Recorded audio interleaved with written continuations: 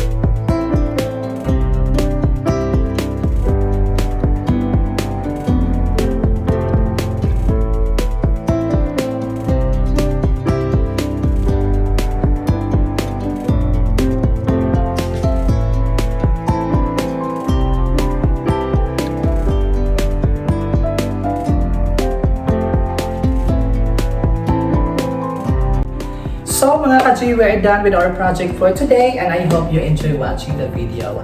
Thank you so much, and see you in my next vlog. See you! Thank you so much for watching, and if you want to learn more, please don't forget to watch my other tutorial video. And if you are into traveling, I recommend you to watch my travel vlogs as well. If you want me to make a new DIY tutorial, please comment your suggestion below and I will do it for you. Thank you so much, and see you next week.